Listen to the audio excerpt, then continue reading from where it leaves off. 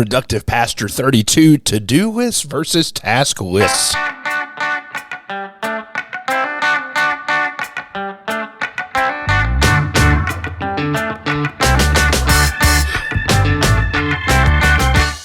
What's going on, friends? A little bit late on this episode today. I've had a head cold. And just, my normal recording time was not the time to do it, but you get a little bit lower version of Productive Pastor this morning. Great to come to you today. Talking about to-do lists versus task lists. One of the things I'm going to talk about several times this episode is the 515 email course. This is a 100% free email course. You can register for it at any time, but it starts running out on Monday morning. And with it, you get 5 emails each day for 5 days. They give you a 15-minute task towards finding greater clarity over your schedule. In many ways, this episode is kind of going to be like a big, huge expansion of the philosophy behind the 515. But it's an incredible thing. And the reason I'm sharing this is this is why. When I think about who Productive Pastor is for, I can think of a few different ministry scenarios. And one of them is that exhausted and confused pastor, the one that's in a really tough space. And while I'm not going to go too deep into this avatar, this episode is really directed towards that person. So I want to talk about to-do lists, task lists, and what the difference is between them, because inside of productive clarity is a better and healthier vision for ministry, both for the pastor and for their church. So in short, a to-do is what we are doing.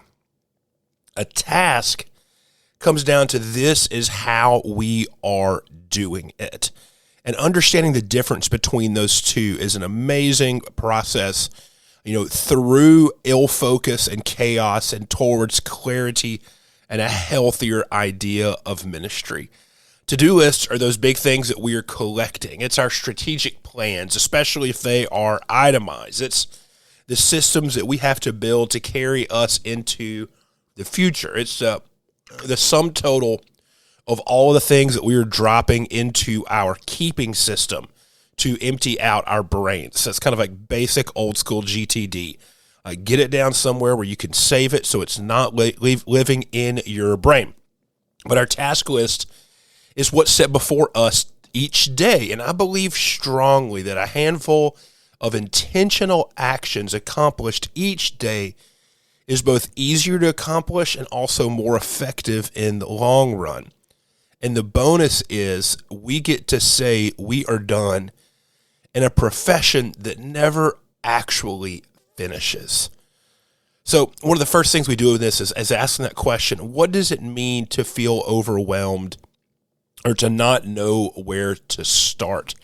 And this is that big separation that we need between the to-do and the task. One of the biggest mistakes we can make in ministry is to not have a strategy around what we are doing each day. And the stronger our strategy, the less we will feel tempted to fall into being reactionary. Yes, ministry by nature is a job that you have to respond and you have to react to changing situations. But for us to not wake up in the morning and allow that reactionary pathway to be the story of each day will lead to exhaustion and burnout. And I say that for a couple of reasons. For the folks that are young in ministry, and I've told this story in the podcast before, when I was 3 or 4 months into my first full-time appointment as a Methodist pastor, I remember sitting at my desk one day and thinking, I don't know what to do right now. I was an associate pastor with a senior pastor who was very, very high functioning. And I remember sitting there like, I don't know what to do today. And thinking through that for several weeks until I felt comfortable having a strategic plan for working there. But there's also, for the pastor who's been in ministry for a long time, when we are in just like a worrisome season or in a down season of life, we can come into this and be like, okay, I'm just going to go to the office each day and just, if it comes up, I'm going to take care of it, because we don't have the mental energy or mental strength in that moment to kind of move past that idea. That's one of the things I've been talking with a lot of folks in one-on-one coaching as we kind of go through and develop out personal ministry vision of what does it mean to really understand what our purpose is in our unique situation. So that's there. But the best way I know to begin combating this is working on a clear picture of what's in front of you. And on day one of the 515 email course, I tell folks to spend 15 minutes writing down everything they feel like they're carrying in their head or is spread across their calendar. And it's only once that you get it into one place that you begin getting clarity on it. And so if you are in an unclear space right now, whether you're beginning in ministry or whether you're just in a funk, the first thing I would suggest you do is just do a brain dump and get it all down on paper, because usually it's not, I don't have anything to do. It's, I've got so much to do, I can't begin thinking about making a decision on what needs to be done. And the second thing is we need to change our approach to how much we can get done. Because if you are consistently tired, you're probably trying to do too much. And I'd be willing to bet that you aren't satisfied with the quality of what you're doing. You know, every ministry situation is unique, requires thought behind what's actually possible and what is the most important. I've got a friend, part of our productive pastor community. You know, he pastors 3 churches full time. His schedule is very different than somebody who pastors, you know, one church with a few fellow staff members. You know, priorities change. I pastor 2 small churches in what we in Methodist world call 1/4 time. That means Sundays, emergencies, and maybe a day in town each month, because the furthest is a 45-minute drive. You know, I had to get very real with myself about what is possible in that scenario. I had to adjust my expectations, especially how my expectations have shifted over the last year over what I could actually do there and what is the best use of my time for effective and healthy ministry. I did an episode a few episodes back on why 80% is good enough, because 80% allows you to build in time for emergencies. And I really stick to that belief. And honestly, like I told you at the beginning of this episode, one way I was able to kind of handle being down for the count this week is I planned for 80%. So I had a huge amount of margin to be able to like still get things done with just some adjustments in place. So if you were scheduling yourself to 110% every single week, plus the things that you need to respond and react to, you're going to get yourself into a rough spot. So let's get into that difference between to-do list and tasks list and how you can manage it together. And if you haven't done any sort of a brain dump exercise recently, I'd encourage you to do it again, because that's where our starting place is going to be. Now, that's what I'm assuming you have done. And what I want to walk through is how I imagine the path from chaos towards to-dos and then to tasks. And there's like 7 steps, I think. I'm going through my notes real quick. 6 steps towards that. And each one of those realms is a place that you can find yourself in, but also gives you a way to move to the next place. So the first place is this. It's a scattered idea. This is when you have your piece of paper, you've done your brain dump, you've got your document, whatever. It is absolutely full of things. It might be small tasks. It might be huge projects. It could run the gamut from I need to change the copier toner to design a building campaign. And they all get to live on that piece of paper. And while you might be tempted to see this as a to-do list, you would be wasting energy and just absolutely robbing yourself of effectiveness. And I think a lot of times people think living in this space is having a to-do list, having a task list, and is being productive because they've thought about it. And no, you've not. You're just comfortable with the idea of living in a chaotic mode. But you've got this, and every single thing is dropped down on this. This might be the thing in your own productivity task system where you just pop down ideas, pop down things as they go, but they're all living there. The next stage that we go to is what I call coalesced thoughts. So grouping all of these ideas together in any sort of a way that leads to a coalesced thought. And this is the beginning of a system or a process, or at least thinking about how they might relate to each other. This also helps begin to rein in that scattered list. And instead of some full piece of paper that's terrifying you, you might have 10 to 15 or however many things identified and related categories of ideas. And so let's go back to replace the toner and the copier. It's okay, we need to replace that toner. All right, we need to purchase that toner.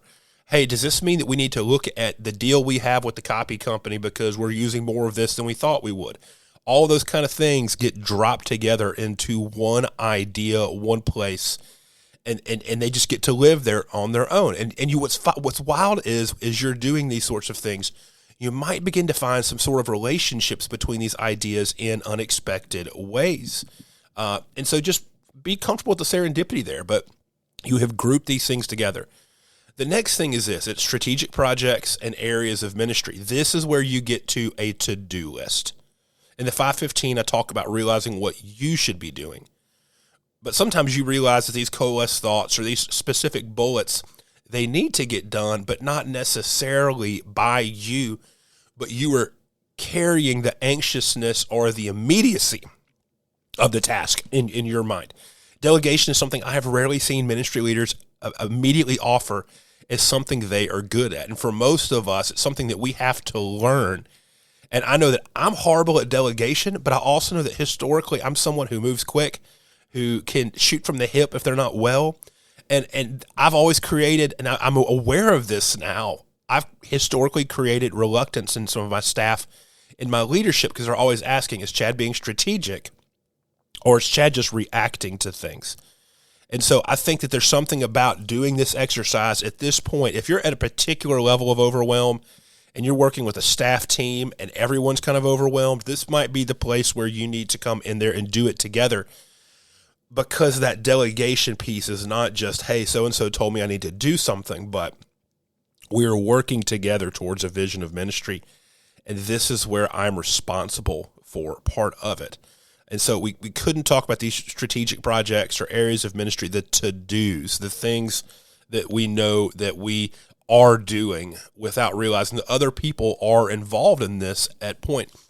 And so it's at that space of the to-dos, the anti-reactionary approach to what y'all, and I'm using group language here, decide is the most important. And it's this place that you actually plan from what you are going to focus on each day. So combining all these things together, especially with other people, it helps you strategically declare what's most important. And sometimes you might find some tasks that say, you know what, for right now, for where we are, this just doesn't matter enough, and so I'm just going to give permission for this to not happen.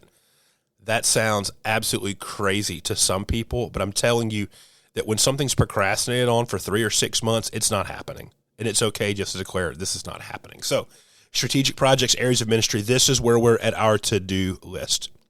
The next space is this. It's well thought out approaches. So rather than saying, oh, I've got 15 minutes, I can take care of some stuff, and going into your huge dumping ground of tasks and finding one that takes 15 minutes with no relationship to anything else whatsoever at all. Or you have I had a really good idea of a big thing that we need to implement next week, so clear out your schedules, because we do that too. If something is on this to-do list, you do the work with folks to think about what all needs to happen, who can do it, and when it needs to be done. And some of these things will have interrelated tasks, and they'll be depending on multiple people. You might have some things going on that are large enough to where you need like legit project management work. Or you might have to really learn about self-accountability towards the whole. But the basic idea here with these approaches is to know what the next thing to do is. And when you're thinking these out, what's funny is you'll probably add steps to the process because oh, I completely forgot about that.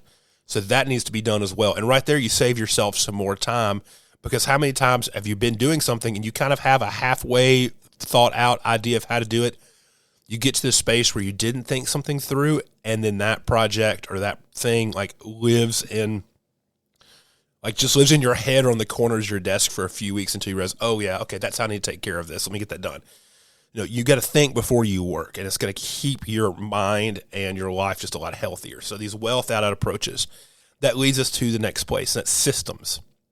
Systems live in the ecosystem with these well thought out approaches. You might have things that need to be recurring tasks, or it might be this larger idea that gets repeated a few times each year. And that's when a well thought out, well built system comes in handy. So you don't have to rewrite the script every time. And you also know what it's like to step into your day, because your recurring tasks that lead to larger things are known. So when okay, hey, I've got 15 recurring tasks to do each week. Let me schedule those on an afternoon where I know I'm a little brain dead. But because the system's already thought out and done, I can do them when I'm at some lower level there. And that system then leads us into what I would call daily tasks. That's where we hit our task list. That's where we build out our day. And And what you step into each day, it should not be that large. I'm a big fan of 3 or 4 things. And then a handful of, repeating tasks and maybe some contact points, and that's it. And that leaves you time for things that are legitimately reactionary, like emergencies, funerals, that sort of thing. I've learned that a funeral, I've had one last week, got one this week. When you live 45 miles away from your church, a funeral is a very, very different thing. But that a level and ability to adjust what's going on, it also gives you the satisfaction of being done at the end of the day.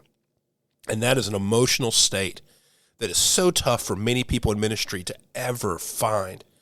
But to clear out that space of, okay, what do I need to do next, with a well thought out approach to your to-dos, but also your tasks, is an important and is a strong thing. So there's the difference between to-dos and tasks. Those words get thrown around a lot. And I'll be honest with you, you'll probably hear me throw those words around a lot and mix these sorts of things up. But I feel like it's important enough for us to realize, how does something actually get onto our list to be accomplished that day?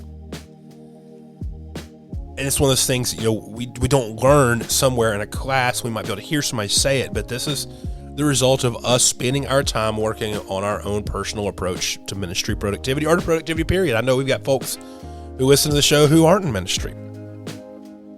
But think about it strategically. Think about, if you were in that space of overwhelm, what does it look like to do these sorts of things? And this is not, okay, Chad, I did that exercise 3 years ago, and things are still chaotic. No, this is a pattern. This is a way that we approach things. This is a way that we say, hey, I've got a permanent keeping system, because that's where I have to drop things into.